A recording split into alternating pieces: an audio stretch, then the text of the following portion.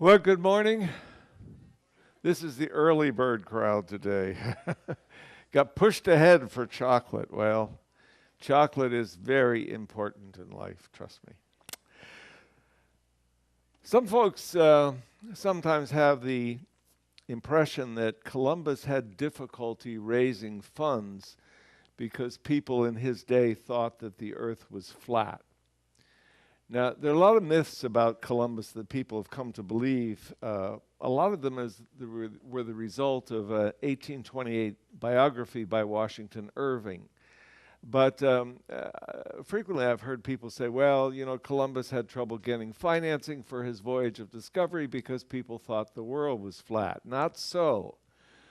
Columbus had difficulty getting financing because the way of measuring longitude had not yet been worked out and discovered, and so he didn't have any accurate way of determining the length of his proposed voyage, and therefore would not know how to provision for that voyage. That was his problem. But by Columbus' day, really most people of his day who had any degree of education or sophistication understood that the earth was round. The idea of a spherical earth actually goes all the way back to Pythagoras, the ancient Greek father of numbers. He was the first to theorize that the earth was round based on his observations of the moon. The moon was round, therefore the earth must also be round. And then Aristotle came along and he observed that travelers going south see southern constellations rise higher than the horizon. And he also observed that the shadow of the earth on the moon during a lunar eclipse is round. So based on those observations, he concluded that every portion of the earth tends toward the center by compression and convergence, and that they form a sphere. So here's the world as it was seen in the Middle Ages. Round, but kind of limited in detail. Now, folks sometimes assume that the church, or accuse the church of rejecting the idea of a spherical earth. But that's not true. Thomas Aquinas, who was the premier theologian of the early church, believed in a spherical earth, and he just assumed that everybody else did as well. Dante's Divine Comedy is based on the idea of a spherical earth. But Ferdinand Magellan had a different impression of church teachings. Maybe he should have stayed awake in church, but I really doubt that he was much of a church-going guy. But Magellan wrote, "The church says the earth is flat, but I know that it is round, for I have seen the shadow of the moon, and I have more faith in the shadow than in the church." So this is an illustration from a 1550 version of a 1472 textbook, 20 years before Columbus' famous 1492 voyage. 1472 textbook, this is an illustration of the sphere of the world, definitely a spherical earth. And so this is the world as it was seen in the Middle Ages, round, certainly limited in detail, but what's interesting is that they have to get a little religious stuff in here. So here you have Europa, Africa, then here you have Jerusalem. And here's Gog and Magog, and of course we need paradise, so over here is paradise. That's the earth, guys. A little bit off. So what happens is you have the Renaissance. The Renaissance was the great flourishing of culture and learning that followed the Middle Ages, preceded the Reformation. Roughly it's the 14th through the 16th century. And this is post-bubonic plague. Now, prior to the plague, the church was central to everything. People believed that if you did good and did what the church said and went to church, that when you died, you would go into the hereafter to that paradise that was on the map. So they were focused really on the hereafter. Then along came the plague, and everybody died. Priest and pauper, prince and prostitute, rich and poor, it didn't make any difference. It didn't make any difference how good or bad you'd been in your life, you died. And so the emphasis after the plague changed from the hereafter to the here and now. And there was interest in this world, interest in exploring and discovering what's in this world. There was a reconnection with classical antiquity, and there was particular interest in mathematics. So all that led to what's called the Age of Learning. And there was a knowledge explosion that was brought on by the development of the woodcut printing press. And then Gutenberg invented movable type in 1447, and within 30 years, most towns in Europe had a printing press. And that led to a major paradigm shift. Suddenly, everyone had access. And to put that into perspective, you just need to think of the world before and after the internet. Suddenly, everybody has access to everything. And that's what the printing press brought about. Where in the past it had taken a year or more to copy the Bible by hand, the printing press and Gutenberg's movable type press made it possible to create several hundred copies a year. People could now share ideas and communicate discoveries. Authorship became more meaningful and profitable. The process of reading changed from oral readings, where somebody just read it to you, to silent, private readings. So there was a rise in literacy. There was a revolution in education. With more copies, more people could read, more people could discuss. And most importantly, it changed the way Europeans thought. With the illuminated manuscripts, the focus was on the visual beauty of the page, the visual emphasis. Whereas with printed works, it emphasized the text, the line of argument, the idea. So all these fundamental shifts made the age of European discovery possible. Roughly, the age of European discovery is from early 15th to early 17th century. That's when European ships searched the world looking for trading routes and goods, and particularly routes to Asia. Advances in scientific understanding with men like Leonardo da Vinci, shipbuilding, cartography, navigation, all made it possible for European sailors to leave the Mediterranean and venture out into the Atlantic. Bartholomew Diaz became the first to sail around what he originally named the Cape of Storms. It was later renamed by John II as the Cape of Good Hope because it had opened this route to the Far East. The discovery of the passage around Africa was significant because for the first time, Europeans could trade directly with India and Asia, bypassing the Middle East overland routes and bypassing all of those middlemen. So this would eventually lead to a rise in Atlantic trading countries and a general decline of Middle East and Mediterranean countries for generations afterwards. Then we have Columbus, who makes 4 voyages to the New World, discovering what he believed were the outer islands of India. And because he thought he was in the outer islands of India, he called it the West Indies, and he called the people he met there Indians. Then you have Vasco da Gama. He commanded the first fleet to actually reach India from Europe, sailing around the Cape of Good Hope to India in 1498. Da Gama made 3 voyages, and he established the first all-water trade route between Europe and Asia, a route that brought all these spices and stuff back to Portugal, and it made Portugal a real world power. Now, Ferdinand Magellan was actually born in Portugal to a family of minor royalty, and he went to sea at the age of 25 in 1505. And amidst all the international intrigue for control of the spice trade, he enters into the service not of Portugal, but of Spain. Now, then, as now, and this was true with Columbus, Columbus sailed for Spain, even though he had been born in Italy. So Magellan actually was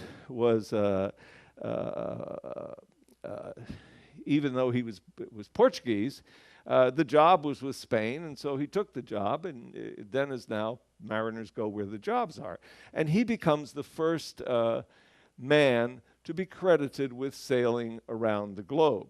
Now, one of the most important things that I learned in seminary was this statement: history as a living force consists not so much in what actually happened as in what people believe to have happened. Okay? I understand that somebody lost their camera at the beach the other day, was held up and their camera was taken. Somebody asked me this morning, did I hear about the 10 people who were held up? Another person asked if I heard about the 25 people, and by tonight it'll be 50 people, you know. So it's not what really happens so often as it's what people think happened, what people believe to happen. And really that's the key to understanding all these political debates and political discussions that go on endlessly on Fox and CNBC, okay? The candidate says one thing. What he said isn't as important as what you believe he said.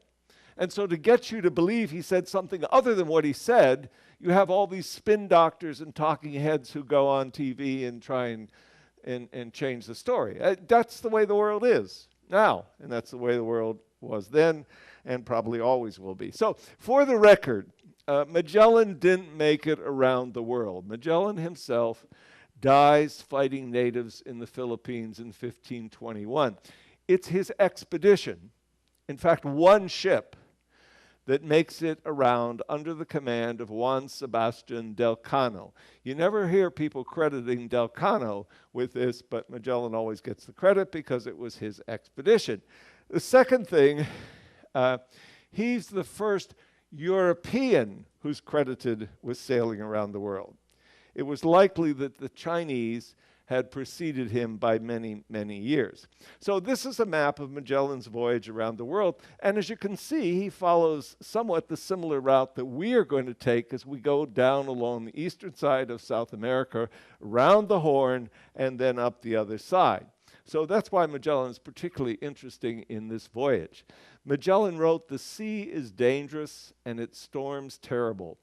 But those obstacles have never been sufficient reason to remain ashore.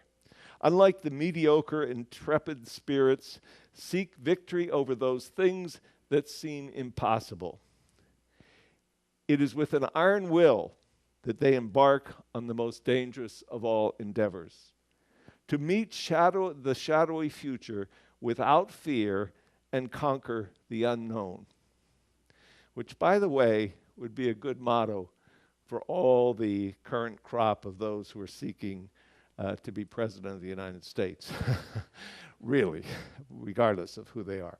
So on August 10th, 1519, 5 ships, the Trinidad, San Antonio, Concepcion, Victoria, and Santiago, sailed from Sevilla, Spain, under Magellan's command. Of these 5 ships, only one would return. And of the 270 men who left, only 18 would return. The navigator for the voyage was an Italian navigator named Antonio Pigafetta, who had actually paid a large sum of money to be able to accompany Magellan. He was a kind of wealthy tourist, was not a member of the working crew, but what Pigafetta did do is he kept a detailed and accurate journal throughout the voyage. And he is one of those who returned with his journal intact. And it's because of Pigafetta that we have this detailed account of Magellan's voyage. After leaving Sevilla on their first stop was in Tenerife in September. They took on fresh water and provisions, and then in December 13th, 1519, they arrived in Rio. No statue of Christ, no girls in string bikinis. It was a different Rio. But they came, they took on wood, they stayed through Christmas, and then set sail the day after Christmas. And this is pretty much what the world looked like in 1519. Kind of sort of familiar, but still pretty vague. And this was what Brazil looked like. This is an early map of Brazil. And you can see they got some things right here. palm trees and stuff. But it's pretty primitive stuff, guys. And so he took 3 months for him to reach the point of San Julian in Patagonia in Argentina. By that time, he only has 4 ships because they lost the other one somewhere in the crossing coming across. But all was not well in the expedition. And the next day, Magellan formally summoned his captains to dinner aboard his ship, the Victoria. Now, this is an era when the head of the expedition, Magellan, had the power of life and death over his crew. His power was absolute. And this was not to be a gala social event, nor was it a happy dinner. Pigafetta writes, in this port, 3 of the ships rose up against the captain major, Magellan. Their captains saying that they intended to take him to Castile in arrest as he was taking them all to their destruction. Bad move for those 3 captains. Again, Pigafetta. Captain Major went to the said 3 ships, which were already mentioned, and there the captain of one of them was killed by his own ship by stabs with a dagger by the chief constable of the fleet, whom we would call Seco, who was sent to do this by Ferdinand Magellan. You don't question the head of the thing. The mutiny isn't over. The said 3 ships having thus been recovered, 5 days later, Magellan ordered this one guy, Gaspar de Cuillax, or whatever, to be decapitated and quartered. He was the captain of one of the ships, one of those guys who had mutinied. Quartering, of course, refers to just chopping the guy up in 4 big chunks.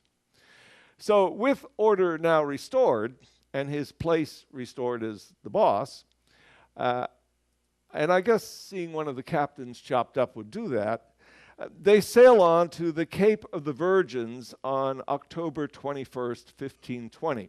They arrive on the feast day of St. Ursula and the 11,000 Virgins, and so they named it Cape of the Virgins. Magellan stayed there and explored it for a little over a month until on November 26th, they sailed onward. Now, St. Ursula and her 11,000 Virgins get a lot of play. Maybe because as time went on, it became more and more difficult to come up with 11,000 virgins. I don't know. But historically, we do know, we believe that there was a martyr by the name of Ursula, a young girl, who was a virgin. She was supposedly 11 years old at the time, and she was murdered for her faith. Somehow, virgin and 11 has gotten mixed up to be Saint Ursula, now no longer 11 years old, but one of 11,000 virgins. But it makes a good name for Catholic girls' schools. But anyhow, this area is called Tierra del Fuego, and it's divided between Argentina and Chile today. You can see here on the map the division. And you can also see Ushuaia, where we are going to be visiting. Now, Cape Horn is down here at the bottom, and you also see on this map Punta Arenas, which is where we will also be stopping. Tierra del Fuego was named the Land of Fire and was home to an indigenous group called the Yagan, who, as Darwin would later note, went about naked and barefoot on the snow, wearing animal skins with fires constantly burning. And all of these campfires burning at night is what made the name Land of Fire, Tierra del Fuego, appropriate. Pigafetta says there were people like savages, and the men are from 9 to 10 spans in height, very well made. They have not got houses. They only go about from one place to another with their flocks, and they eat meat that is nearly raw. They are all of them archers and kill many animals with arrows, and with the skins they make clothes. They're very agile people and do no harm, and thus they follow their flocks wherever night finds them. They sleep, and they carry their wives along with them. Now, this account by Pigafetta has influenced many people to believe that the Yagan were a race of giants. They probably were bigger than the Englishmen of the time, but maybe the 10-foot guy whom Magellan encountered had some kind of form of giantism, but there isn't evidence that the whole people were giants. And many of the photographs taken in the early days of photography show a well-developed people, maybe slightly larger than Europeans, but certainly not a race of giants. But what Pigafetta recalls is one day we suddenly saw a naked man of giant stature on the shore of the port, dancing, singing, and throwing dust on his head. When the giant was in our captain generals and our presence, he marveled greatly, and he made signs with one finger raised upward, believing that we had come from the sky. So this is a famous drawing of that, supposedly showing these giant people. But in all probability, this one guy did have a case of giantism, but we're not sure for sure. As typical European explorers, they decided to take a few specimens back with them. Pigafetta writes, of these men, they had obtained 3 or 4 and brought them in the ships, and they all died except one, who went to Castile in a ship which went thither. So one of them they did take back as a specimen of what they had seen. So this is the area of Tierra del Fuego, part of Patagonia today. Again, this is his map. So again, it's vaguely familiar. This is Pigafetta's map. Vaguely familiar, but nothing really like what we know today as Tierra del Fuego. So Magellan arrived in 1520. He spent a month exploring the area. When we get to Punta Arenas, there will be a statue right in the center of the square to Magellan with the thing of his ship on the bottom. Actually, the city, Punta Arenas, didn't come about till about 64 years after Magellan was there. But because he was in that area, it's kind of had this association with him. While he was there, he saw a tour group from a cruise ship. See the little stickers? This was his first sight of penguins. And you really have to check out penguins on this voyage. They are absolutely fascinating. And the trip out to the penguin rookery is really an amazing, amazing experience. But Pigafetta described them as a black goose that had to be skinned instead of plucked.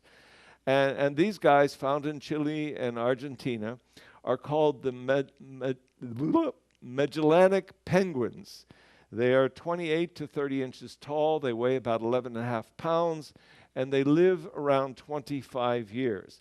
And just do not miss the opportunity to go out to the thing. You have to stay on, it's kind of a drive out of town. You have to stay on the trails because they don't want you stepping on the burrows.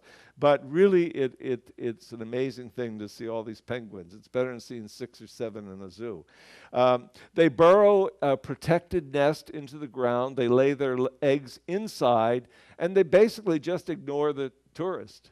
They like to parade around. They parade around these long lines like people getting off the ship. And they're funny, they're amazing, and it's something you definitely want to see. So this is a 1594 woodcut of Magellan in the Straits. I'm not sure who the naked guy is dancing around the ship, who he's supposed to be, but anyhow, this is a woodcut of Magellan in the Straits. Magellan emerges into what Balboa called the Southern Sea, but because it appears calm to Magellan, Magellan names it the Pacific.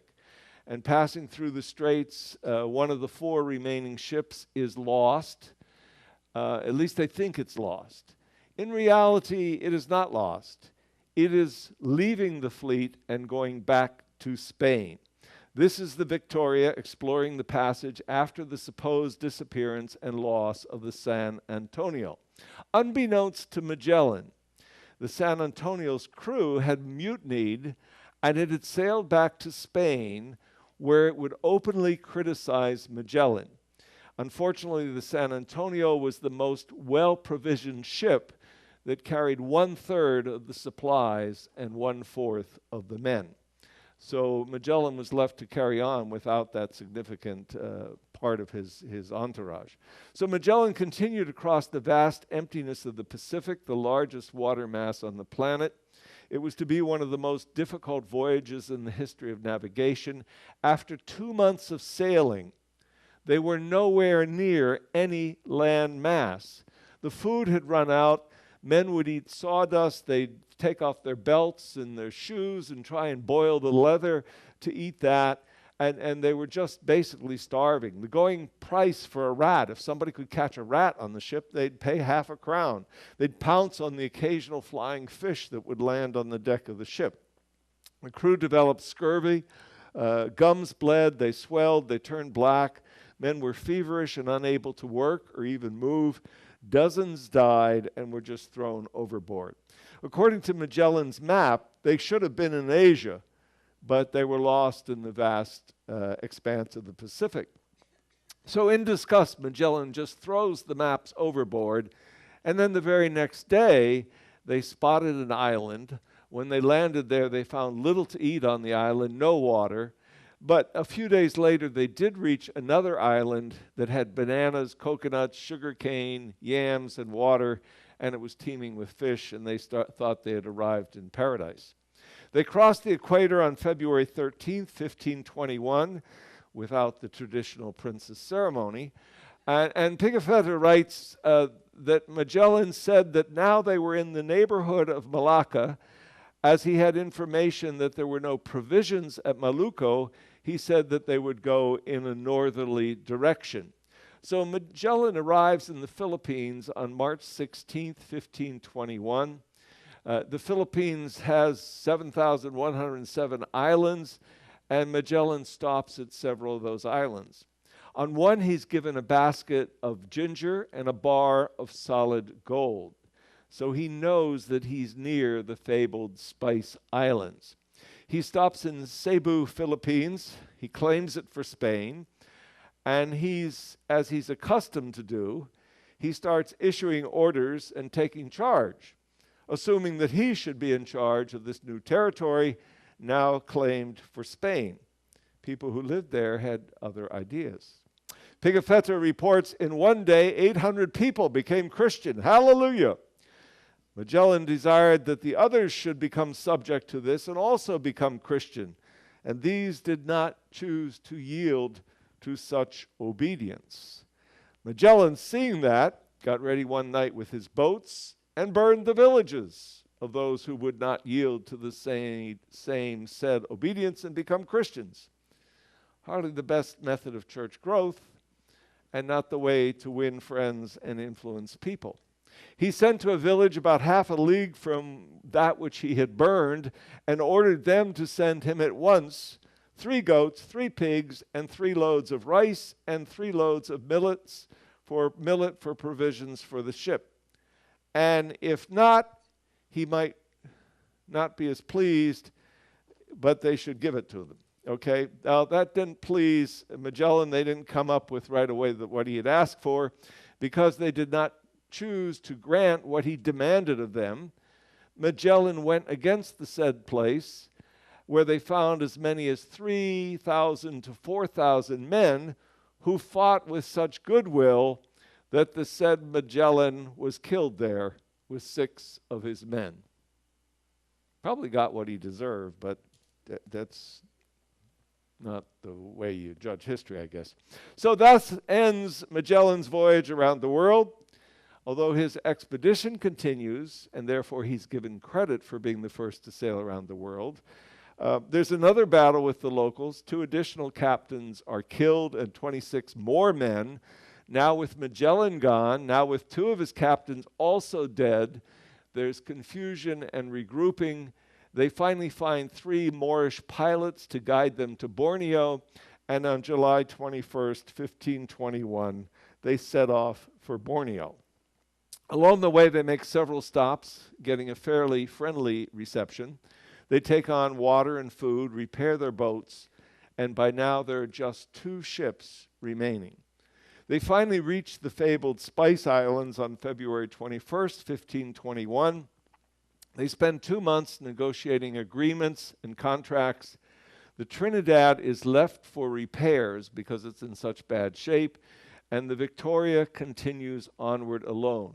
With only 47 Europeans and some islanders gathered along the way, the newly elected captain, Juan Sebastian Elcano, embarks for Africa. The trip across the Indian Ocean is almost as bad as across the Pacific. The ship is full of spices, but nothing to eat. Without food, dysentery and death abound, and a vastly diminished crew is left to face the Cape and the final leg. 270 crew members set out in 1519. 18 returned in 1522, which is just an incredible, incredible thing.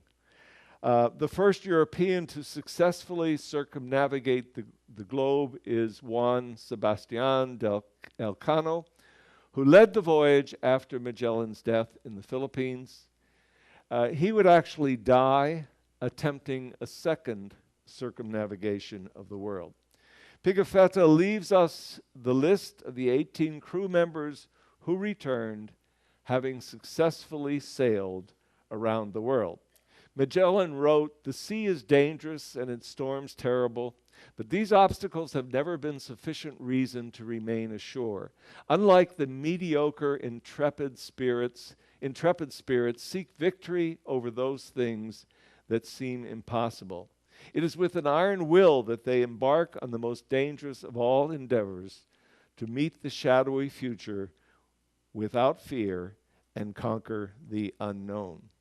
Now, there are two Magellanic clouds today that are more appropriately called the Magellanic Galaxies. These are two irregular dwarf galaxies that are visible from the southern sea. These were known already by early Polynesians as predictors of winds. They were identified by Asian astronomers already in the first millennium. They were reported by Pigafetta. However, naming the clouds after Magellan did not become widespread until much later. Magellan noted that while sailing, when the ship hit a massive storm, that the mast of the ship appeared to be on fire. They thought the lights were the saints protecting them, so this phenomena became known as St. Elmo's fire after the patron saint of sailors. We still have that today. There are things up there to deal with that, but it's an electroluminescent coronal discharge that's caused by ionization of the air during thunderstorms. I've really got that St. Elmo's in the wrong spot because you can't see it coming out of the top of the ship. So Magellan became the first European to lead an expedition around the world, the first European to see penguins, the first to note what we call St. Elmo's fire, and the first European to note the Magellanic Galaxy and attempt this incredible feat of courage and tenacity. Others would follow him around the world. Andres Urdaneta became the second to circumnavigate the world. He would eventually, after that circumnavigation, become an Augustinian friar, and he would die as a missionary in Mexico. Sir Francis Drake, whom we will talk about in more detail later, was a privateer who eventually became an admiral and played a decisive role in the defeat of the Spanish Armada in 1588. Drake becomes the first Englishman to sail around the world 1577 to 1580. And the first to travel around the world twice was Martin Ignacio de Loyola, a Franciscan friar and the grandnephew of Ignatius of Loyola, the founder of the Franciscans. Up until the 17th century, he was the most traveled passenger. And then James Cook, whom we will also talk about in more detail, made a similar voyage around this area, two navigations between 1768 and 1779. So Magellan said, and I love this quote, "The sea is dangerous and its storms terrible, but these obstacles have never been sufficient reason to remain ashore." And we know from the disappearance of the freighter El Faro last year that the sea can be dangerous and its storms terrible, but for us that has never been reason to remain ashore. I also have been around the world twice with Princess, once on Pacific Princess and once on Dawn Princess. And I've met many of you on this cruise who were on that 2011 Dawn Princess World Cruise. And I'm sure they as well, would recommend that if you ever have the opportunity to do a world cruise, that you seize that opportunity. It's a whole lot more comfortable than what Magellan experienced. Not everybody is on for the entire 100-plus days, but it does become a real family, and everyone is on board, everything on board, all the service and everything is kicked up a couple of notches. Throughout, there are different menus and different entertainers who fly on and off, and it's a wonderful way really to see the world without packing and unpacking, and to experience this wonderful community of a ship floating around the world. So on the 2011 Pacific Princess World Cruise, and if you ask the people who are here from that, and there are a lot of them, they will attest to this, we had a very spry, alert gentleman who celebrated his 101st birthday on board the ship. And his wife was 95 years old, and the two of them were the champion bridge players on board the ship. And at that thing, we made a big party and a big cake, and it was really significant. And on that same cruise, there was a 6-year-old boy who was making his second trip around the world, and his grandparents are on this cruise. And he, who's now 11, but he was 6 then, presented a special plaque to this guy who was celebrating his 101st anniversary. So if you've never done it, and even if you have, you'll want to do it again. But I'd encourage you to talk to the future cruise consultant, see what's available, and think about doing that. Now, coming up, I'll be doing a talk about Uruguay and Montevideo. And I'll also, if you want to come early, some of you have asked about where I live and things in Panama. So I'll do a little pre-show slideshow about where I live and my farm and stuff if you want to come early for that. So thank you guys. Have a great day. And they're already bringing, look at those things in the back. They're incredible. The stuff that they can do, that these guys can make. Look at those birds. It's absolutely incredible. So the chocolate presentation is going to be coming up, and you don't want to miss that. So thank you very much, everyone.